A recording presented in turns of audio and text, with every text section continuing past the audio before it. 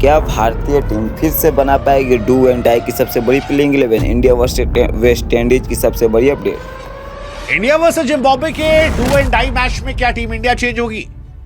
क्या team India को change होना चाहिए या क्या टीम इंडिया को चेंज होना ही पड़ेगा? तीनों सवाल के जवाब हम तलाशने की कोशिश करेंगे, साथ ही ये भी कि क्या टीम 11 होनी चाहिए। अब पहला सवाल, क्या टीम इंडिया चेंज होगी? आई बिलीव होगी, होना चाहिए। मुझे लगता है हाँ होना चाहिए। क्या होना ही पड़ेगा? ऑफ कोर्स होना ही पड़ेगा, क्योंकि कुछ खिलाड़ी फैमिली इश्यूज से परेशान हैं, कुछ खिलाड़ियों के बाहर बैठने पर देश परेशान है, और इसी परेशानी के बीच में सवाल है इन तीनों को लेकर कि आज की प्लेइंग 11 क्या होगी। क्योंकि आज का मैच अगर आप हारते हैं तो आप टूर्नामेंट से बाहर हैं। अगर आज का मैच आप थोड़े बहुत मार्जिन से जीतते हैं तो भी आप टूर्नामेंट से बाहर होने के करीब हो जाएंगे, अनलेस एंड अनटिल शाम को वेस्ट इंडीज को लेकर खबर आती है कि साउथ अफ्रीका ने उसे हरा दिया। देखो, अगर साउथ अफ्रीका वेस्ट इंडीज को हरा देती है तो आपको सिर्फ बचे हुए 2 मैचेस जीतने हैं। वेस्ट इंडीज का मोराल गिरा रहेगा। अफ्रीका से हारने के बाद आप जिम्बाब्वे से जीतकर मोराल हाई कीजिए और वेस्ट इंडीज को हरा दीजिए, अब पहुंच जाएगा। बट इन केस, क्योंकि हमें पाकिस्तान की तरह कुदरत के निजाम के भरोसे नहीं बैठना चाहिए, हमें अपनी यात्रा खुद सफर करनी चाहिए। और अपनी यात्रा अगर आपको खुद सफर करनी है तो उसमें सवाल यह है कि हम क्या कर सकते हैं। सो मेरा यह मानना है कि वेस्ट इंडीज, साउथ अफ्रीका जो भी हारे जीते, हमें उससे बहुत नहीं सोचना चाहिए। वो मैच के पहले पता लग जाएगा, बट फिर भी आपको अपना माइंडसेट ओपन करना चाहिए। And you have to make sure या यू हैव टू प्रिपेयर कि हम 300 भी बनेगा, हम इतना बनाएंगे कि हमें कोई हरा ना पाए। फॉर एग्जाम्पल, अगर इंडिया इस मैच में 300 प्लस बनाती है और 125 रनों पे रोक देती है, 125 मैक्सिमम 150 तो रोक देती है, तो इंडिया का नेट रन रेट ऑटोमेटिकली अच्छा हो जाएगा। उसे आखिरी मैच में सिर्फ जीतना होगा थोड़े से मार्जिन के साथ, और आसानी से वो क्वालिफाई कर जाएगा। ये वर्स्ट के सिनेरियो बात कर रहा हूं मैं, जब आप वेस्ट इंडीज और जिम्बाब्वे को भी देखते कि वहां पर क्या मैच होता है, उससे हमें घंटा फर्क पड़ेगा। वेस्ट इंडीज और साउथ अफ्रीका का मैच है, उससे हमें फर्क नहीं पड़ेगा। हम अपनी तरफ से जाएंगे और ये 2 टीमें जो हैं ये आपस में तय करेंगी कि साउथ अफ्रीका जाएगी या वेस्ट इंडीज जाएगी, जिनका नेट रन अच्छा होगा। ये कहते हैं कि गिरना भी जरूरी है, औकात का पता चलता है।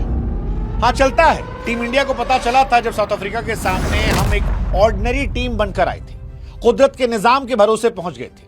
लेकिन फिर कहते हैं ना कि ईश्वर भी साथ उसका देता है जो दिलेर होता, और आज इंडिया ने दिलेरी भी की, आज ईश्वर ने इंडिया का साथ भी दिया। पहला शुक्रिया साउथ अफ्रीका को, जिसने वेस्ट इंडीज को हराकर हमें कुदरत के निजाम से बचाया, और रही सही कसर इंडिया ने पूरी कर ली जब 72 रनों से जिम्बाब्वे को इस मैच में हरा दिया। इंडिया ने 256 रन बनाए, जिम्बाब्वे 184 पर गई। बेनेट के लिए आपको बुरा लग सकता है, लेकिन आज 140 करोड़ भारतीयों को मजा आ रहा है। सरहद पार उधर टीवी टूटने, आंसू बहने की आवाज सुनाई पड़ रही है। बनता भी है, क्योंकि जब आप दूसरों के दुख में खुश होने लगते हैं तो ऊपर वाला आपको दुखी करता है, और आज यही हुआ।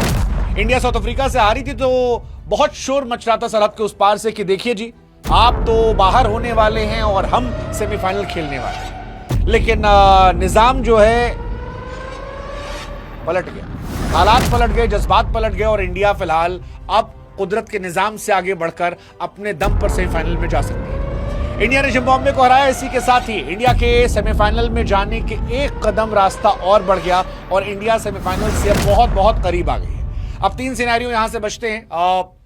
साउथ अफ्रीका जो है वो पहले से पहुंच चुकी है, आसानी से पहुंच गई है। इंडिया के पास 2 और सिनेरियो बचते हैं। पहला सिनेरियो, इंडिया वेस्ट इंडीज को हराए, इंडिया सेमीफाइनल में पहुंच जाएगा, which is quite easiest option जो हमें लगता है। दूसरी कहानी है कि वेस्ट इंडीज इंडिया को हरा दे, वेस्ट इंडीज आसानी से पहुंच जाएगा। अगर इंडिया वेस्ट इंडीज का मैच रद्द हो जाता है तो भी वेस्ट इंडीज पहुंच जाएगा, क्योंकि साउथ अफ्रीका से बुरी हार के बावजूद उनका नेट रन रेट हमसे बेहतर है, और इस वजह से वो क्वालिफाई कर जाएंगे। एक और कहानी जो इंडिया को परेशान कर सकती है वो ये है कि कोलकाता के स्टेडियम में वेस्ट इंडीज कभी भी वर्ल्ड कप का मैच नहीं हारी, लेकिन इतिहास तो बदलने के लिए बदला, और इतिहास आज भारतीय टीम ने बदला है। भारतीय टीम ने आज वक्त, जज्बात, हालात समझते हुए सब कुछ बदला है। आज संजू सैमसन को ऊपर उतारा गया, तिलक वर्मा को नीचे भेजा गया। बहुत सारे खिलाड़ियों के अहंकार, उनके ईगो या कहें कि सेल्फ रिस्पेक्ट पर तेज चोट पहुंचाई गई। वो चोट पहुंचाई गई जिसने उनके अंदर इंसान को झटका दे दिया, इतना झटका दिया कि बेचारे सब सकपका गए। और शुरू में तो लगा कि क्या आज भी हम नर्वस रहेंगे? लेकिन मुझे लगता है कि वो नर्वसनेस शायद खत्म तब हो गई थी जब राइट हैंड बैट्समैन ऊपर आ गया, क्योंकि वो जो ऑफ स्पिनर का हम पर कर्ज था, उसका कर्ज संजू सैमसन ने इस मैच में उतार दिया। संजू सैमसन आज उनकी पारी शायद बहुत बड़ी नहीं रही होगी, 15 गेंद पे 24 रन, लेकिन उनका इंपैक्ट इस मैच में बहुत बड़ा। नमस्कार, प्रणाम, मैं संजय कुमार, आप देख पा रहे हैं आपका अपना YouTube channel. Welcome to my new YouTube channel news 89 सुनू। तो दोस्तों, कल का मैच हुआ जिसमें से इंडिया वर्सेस यूएसए के बीच पहला T20 वर्ल्ड कप का पहला मैच हुआ, जिसमें से भारतीय टीम ने इस मैच को जो है काफ़ी ज़्यादा रनों से तो नहीं, लेकिन इस मैच में जो अपनी पलखम और अपनी इज्जत बचा ली, क्योंकि भारतीय टीम ने इस मैच में जो भारतीय टीम 250 प्लस रन मारती थी, वो भारतीय टीम आज 160 और 161 रन पर ही खत्म हो गई। लेकिन इस बार जो है भारतीय टीम की बॉलिंग किसी ने देखी ना होगी, क्योंकि भारतीय टीम ने इस बार जो यूएसए यानी अमेरिका की टीम को जो है इस बार 132 रनों पर 8 विकेट गिरा चुकी थी।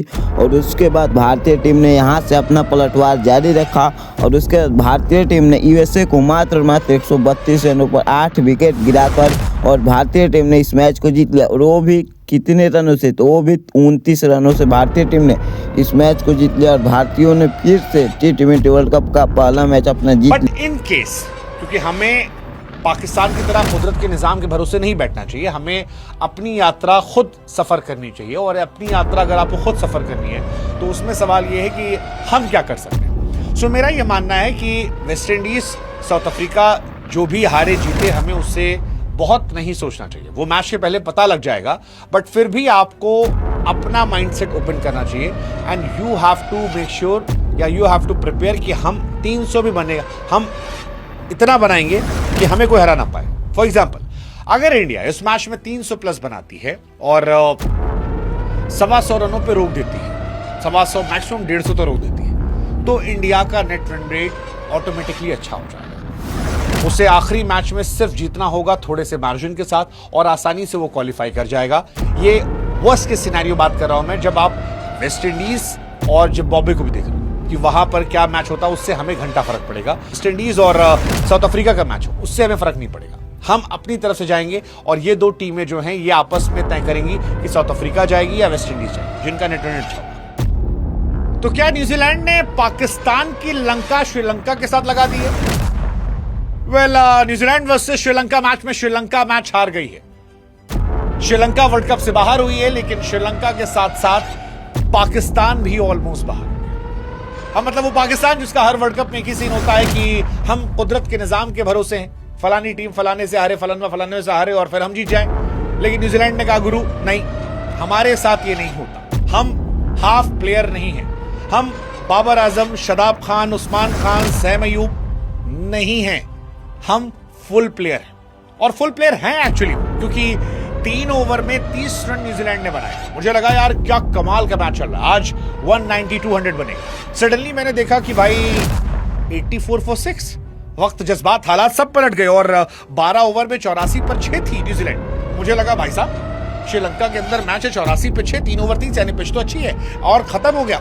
मुझे लगा मैच गया, श्रीलंका इस मैच को डोमिनेट कर गई, क्योंकि श्रीलंका के स्पिनर्स जो हैं वो बहुत बहुत कमाल कर रहे थे।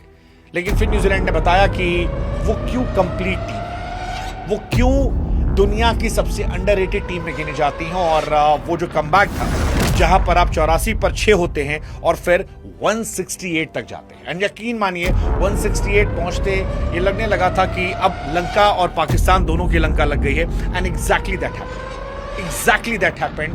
और कमाल का मैट हेनरी का वो ओवर जिसमें निशंका को उन्होंने बोल्ड मारा, वो पहली बॉल पर जो अंदर इन स्विंग बॉल आकर बोल्ड हुई, उसने सिर्फ श्रीलंका या जयसूर्या के चेहरे की हवाइयां नहीं उड़ाई, पाकिस्तान की भी हवाई उड़ाई। क्योंकि पाकिस्तान 1 पॉइंट अब तक पाया है, जो न्यूजीलैंड से मैच टाई हुआ था बारिश की वजह से। वो मैच इंग्लैंड से हार चुका है। England was the easiest team जिससे वो मैच हार चुका है। न्यूजीलैंड से टाई हो चुका है, उसका आखिरी मैच श्रीलंका से हो सकता है वो मैच जीत भी जाएं। जीतने के बाद भी उनके 3 पॉइंट होंगे। फिलहाल वो नेगेटिव में है, 3 पॉइंट होते क्या वो न्यूजीलैंड को हरा पाएंगे?